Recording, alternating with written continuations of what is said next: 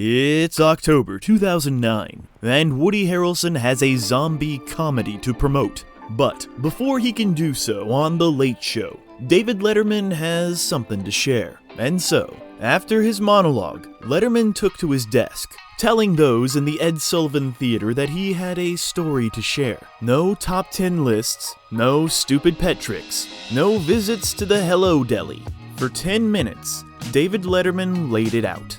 One morning, he woke up to find an envelope in the back seat of his car, and in it was proof that he was having affairs with members of his female staff. This was as raw and stripped as David Letterman has ever allowed himself to be, and it wasn't Jay Leno or Les Moonves or any of his foes who caused it. It was David Letterman himself. But did this destroy his career?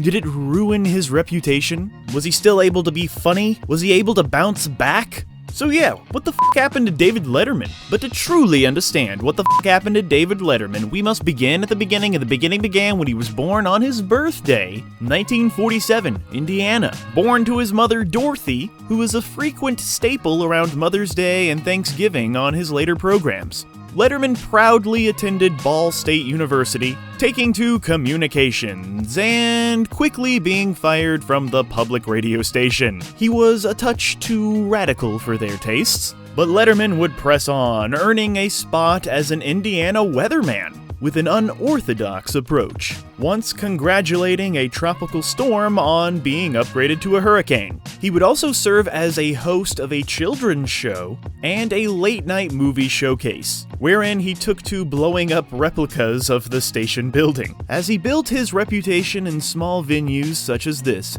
David Letterman was making a play for stardom. And so off to Los Angeles he went.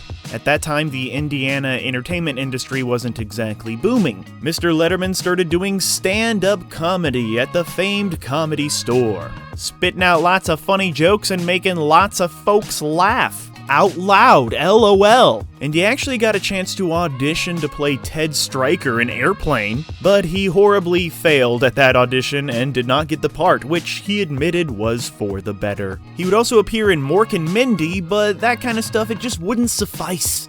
Fortunately, he soon made his first appearance on The Tonight Show in 1978 with the legendary host, Johnny Carson, who absolutely loved David Letterman's sense of humor. He took to his irreverent wit immediately. Letterman would go on to appear and serve as guest host dozens of times throughout the 1980s for Mr. Carson. And it was Johnny Carson's home station, NBC, that snagged Dave, giving him a morning slot with The David Letterman Show in 1980. It would only last 5 months, but was able to nab a pair of Emmys in that time.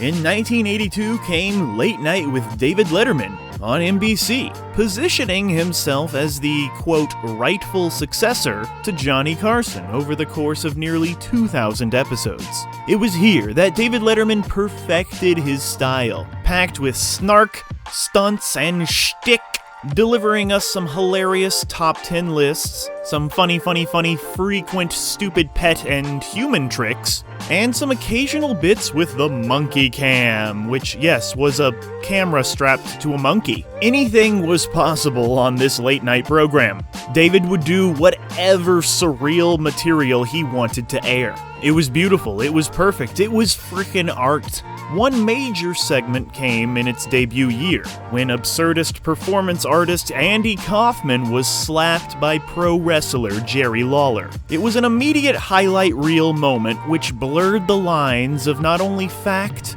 and fiction, but the limits of television. There was an undeniable artistry to all of this. It was, late night performance art. It was frickin' punk rock. It was not your father's late night show, even though it did respect the formula. It was like Johnny Carson, but for, the stoners, the rebels, the outcasts. David Letterman didn't follow the rules. He made up his own and then would break those too. And most likely, because of all of that, he was passed over when it came to finding a new host for The Tonight Show. In 1992, after much turmoil behind the scenes, and with Johnny Carson retiring, The Tonight Show was given to Jay Leno. despite Johnny Carson naming David Letterman, quote, the rightful successor. Johnny would even send Letterman jokes for his monologue later on, showing where his loyalty always was. And so yeah, Jay Leno went and did his thing, and David Letterman headed back to CBS at the Ed Sullivan Theater, landing The Late Show, and further making his mark on the late-night comedy scene, absolutely transforming it for a new generation. For its run, The Late Show and David Letterman were in direct and constant competition with The Tonight Show and Jay Leno, with that mighty chin always edging out his late-night nemesis in the ratings. And yeah, even though Jay Leno took over everything, David Letterman's popularity persisted, proving to be the true underdog of the late-night show format. While the American public as a whole preferred Jay, the industry and the people in the know and a certain cult following seemed to always have a little bit more respect for David Letterman. And in 1994, he and his show won their first Emmy for Outstanding Variety Series, beating Jay Leno to the punch. The Late Show would go on to win 6 total, the most of any traditional late-night talk show in history. But yeah, this David Letterman versus Jay Leno thing, it got kind of out of control. There was even a TV movie about their feud. But apparently all of that beef has been squashed, with the two pairing up for a 2010 Super Bowl ad along with Oprah, another foil of Letterman's. Or maybe the Super Bowl just paid them enough to stand next to each other. Before we continue with our video, here's a reminder to click the Store tab on any of our JoBlo channels and browse our collection of the latest and freshest designs in our merch store. Go get you some. At the height of his fame, David Letterman hosted the 67th Academy Awards in 1995. And no, the movie Cabin Boy was not nominated. David Letterman gave it a go and tried his best, but many consider this to be one of the worst attempts at hosting the ceremony in history. I think the funniest thing he did was say, Uma, Oprah, Oprah, Uma. He would later say, it took me less time to get over the bypass surgery than it did to get over hosting the Academy Awards. That surgery came in the year 2000, marking a dramatic turning point for David Letterman, who admitted it made him more vulnerable. He would then erupt into tears. And sometimes the tears of a clown, well, they're the most sad. But his sense of humor remained, even petitioning to have a road named the David Letterman Bypass in Indianapolis. When he returned to The Late Show, he was met by the Foo Fighters' Everlong. They would play that same song during the show's final episode. In the audience for that last show, which aired on May 20th, 2015, was David Letterman's wife, Regina, and his son, Harry. Loyal she was, having been the victim of extramarital affairs that had gone public, stemming from blackmail/extortion attempts by a CBS producer that Letterman was forced to confront and address it on air in 2009, admitting he had cheated, with one lover outed as his assistant/intern, Stephanie Burkett, who often appeared on the show, often called by dumb nicknames for a willing intern that were now pet names for a lover. He had been outed as a scumbag and a cheat, but nobody really cared because he never claimed not to be. In the aftermath, David Letterman would retrospectively be criticized for his on-air treatment of women, leering, commenting on their looks, all that stuff that people call toxic masculinity. And yet, during his 10-minute monologue on October 1st, 2009, in which he outlined the scope of the blackmail plot and confirmed he had affairs with employees, the live audience met him in the middle with applause and laughter. Nobody frickin' cared. Or at least David Letterman's fans didn't care. It was as if it was no surprise. It was kind of like people saw his honesty as refreshing in a way. It was a weird time. It was a weird time indeed, because this intern scandal, it had just been the latest controversy surrounding Letterman, who had numerous run-ins with stalkers, one even committing suicide in 1998. And there was an attempted kidnapping plot in 2005, trying to get David and his son Harry, who was only 2 at the time. It was a storied career on late-night TV indeed. filled with highlights and lowlights at his desk, with career-defining moments that hit every spectrum of the medium. There was stuff like Madonna cursing at him, Crispin Glover nearly kicking him in the face, Drew Barrymore flashing him for his birthday, cornering and humiliating fragile female celebrities, giving Michael Richards a chance to apologize, mocking Sarah Palin's daughter for her teenage pregnancy, and there were other things like, when he welcomed Americans back after 9/11. And as you know, when he let us all in on his, personal scandals. And so much more. But after 6,000 hilarious episodes, The Late Show was done. But David Letterman was not. His fans knew he wouldn't really retire and spend the rest of his days as a mountain man in a Montana cabin. But when photos emerged of David Letterman with his new Grizzly Adams look, giant ZZ Top beard poking out of his face, we all have to admit that our first thoughts were like, oh yeah, I guess he did become a crazy mountain man. Okay, good for him. But in reality, I guess he just really likes having a beard.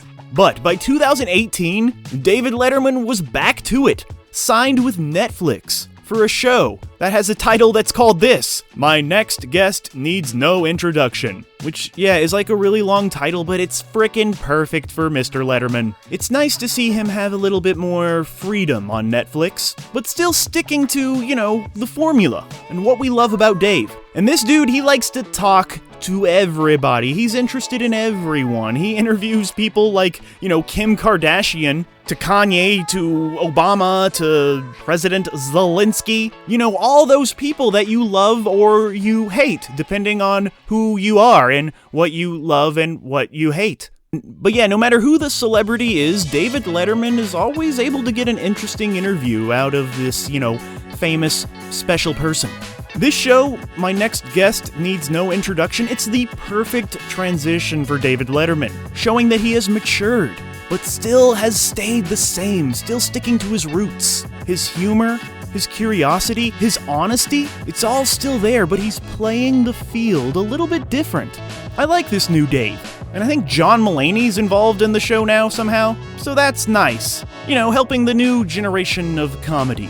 Speaking of, one of the moments that I really remember about David Letterman was when I was sitting there watching his final show, and Norm Macdonald came out to spit out a few hilarious jokes and, say goodbye and pay his respects to Dave and the show. And I was like, oh wow, this is gonna be really funny. And you know what? It was, but it was more than just funny. It was beautiful. It was heartbreaking. Norm Macdonald broke into tears because this man right here, he knew how important Dave was, not only to his career, but to his life and to, comedy as a whole, as an art form. And Norm Macdonald, he's just one of those guys that you never thought you'd ever see cry. And like I said before, the tears of a clown, they're even more sad. And knowing what we know now about what Norm was going through, battling cancer at this time, it just makes this all the more powerful, and it shows us that we should listen to Norm and pay attention to David Letterman. And you know what, even though we still kind of had Conan, after David Letterman left, it just felt like late night television was over. Just consider the following names: Fallon, Kimmel, Corden, Myers, Colbert, his successor. None of them have done what David Letterman did.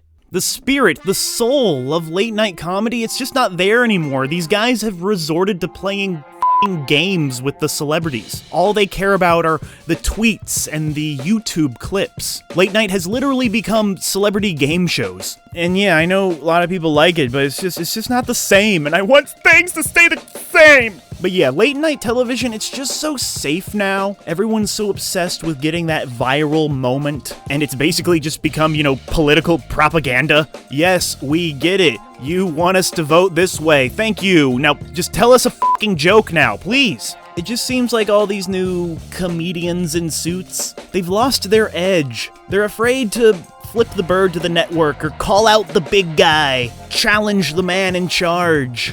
I miss the rebellious spirit of late night television. When you were watching it, you almost felt like you were doing something naughty, you're like, ooh, the sun has gone down. Now anything can happen on TV. Now let's see what these comedians are gonna try to get away with. But no, now you just have to watch Stephen Colbert dance while he's dressed as a vaccine or something. Like, what is this? When David Letterman retired, he took with him that late-night renegade energy. I'm going to Netflix now. We think of one of David Letterman's finest interviews and one of the greatest displays of his humanity. That with Warren Zevon, in which the musician, less than 1 year from death, offered the following advice: enjoy every sandwich. And we might add, toss every object in sight off the f***ing roof.